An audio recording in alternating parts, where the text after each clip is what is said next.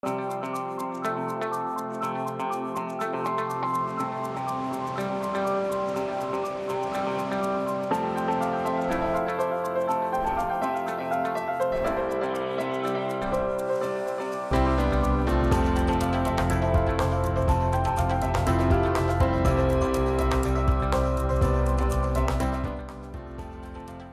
afternoon. Thanks for joining us Across the Fence. I'm Fran Stoddard. During the years of the Civil War, more than 11% of Vermont men answered the call to serve the Union Army. It was the second highest percentage of any state. But consider that about 20% of black men in Vermont, the highest percentage in the country, also joined. When the war started, blacks could not fight. They could only enlist as servants to white officers. All that changed with the establishment of the 54th Regiment Massachusetts Volunteer Army. It was the first black regiment organized in northern states during the Civil War. The Vermonters who served in this regiment gained glory and honor for their service and sacrifice. Today, Vermont historian Howard Coffin takes us from north to south, following in the footsteps of these brave Vermonters. On a spring day in 1861, the Woodstock Light Infantry Company stood at attention here in front of the Windsor County Courthouse. But if you look closely, all the faces are white, despite the fact that 60 black people lived in Woodstock in 1861. When the Civil War began, blacks could not serve. But that would change. 11 Woodstock men would serve, black men, many of them in the 54th Massachusetts Regiment, the most famous of all black regiments.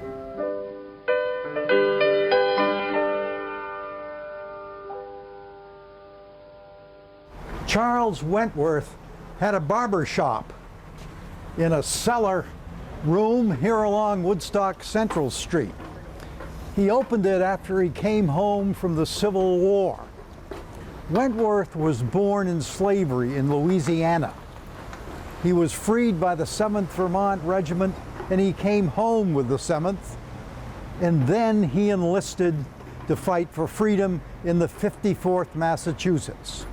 After the war, he came to Woodstock to become a barber and a member of the local GAR post. Down South Street from the village square is Valefield. On Sundays in the 50s, my father and I used to come here to watch the town team play baseball, and they were good. We had a lot of fun, but I always kept getting distracted by the noise coming from a house across the street, the Lewis family house.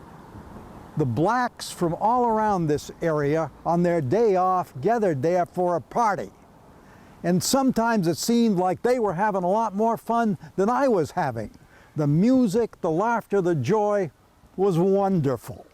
And later I learned that a Civil War soldier, Austin Hazard, lived in that house.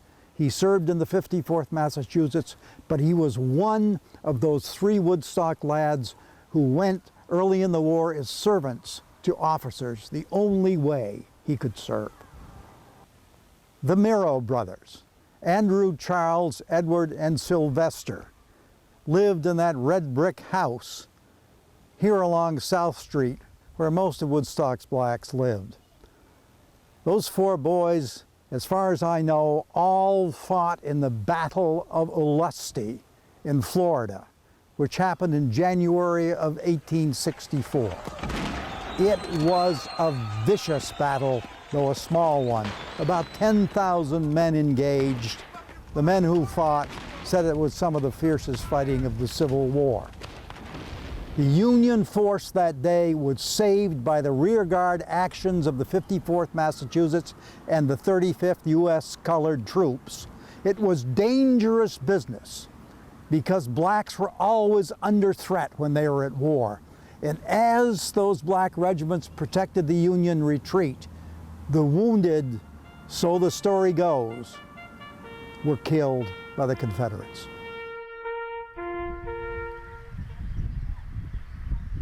1865 was a dying year in Woodstock. Disease swept through the town, and of course there were the Civil War dead coming home. River Street Cemetery has Civil War graves everywhere.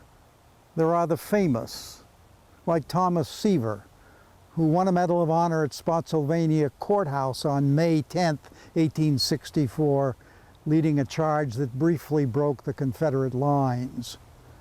And then there's the more modest stone of Charles Wentworth, the barber. He lived to be 79, dying in 1893. Behind him is a smaller stone for his son Charles Jr., who also was a barber with his father, but he only lived 6 years after the Civil War. He died of TB, contracted when he was in the Army in the 54th Massachusetts. If you look closely, you'll find the graves of black soldiers in cemeteries throughout Vermont, including a very prominent cemetery in Burlington. I often walk in Burlington's Lakeview Cemetery looking for Civil War graves. There's a remarkable grouping of Gettysburg heroes here, including George Garrison Stannard, who led the 2nd Vermont Brigade in its attack on Pickett's charge. Walking one day in the direction that he gazes, I found a group of black soldiers' graves along the cemetery's south wall.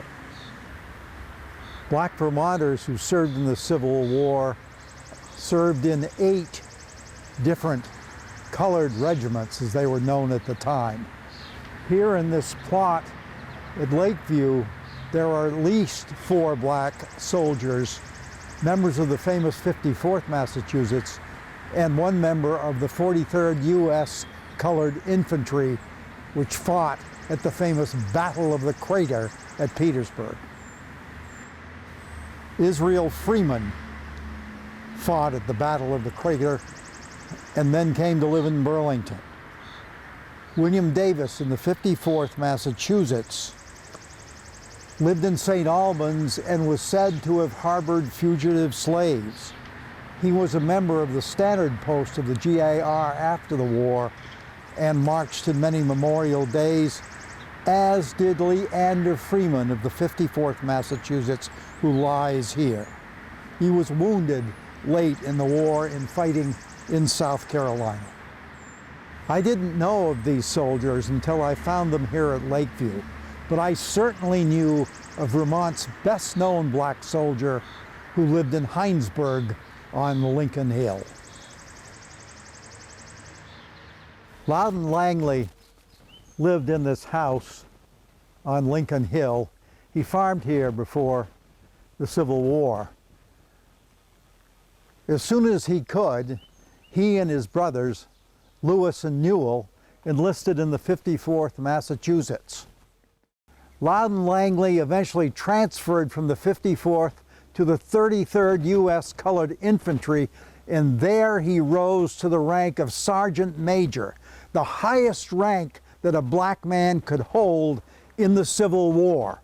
Indeed, I believe that had he been a white man, he probably would have been a colonel, maybe a general.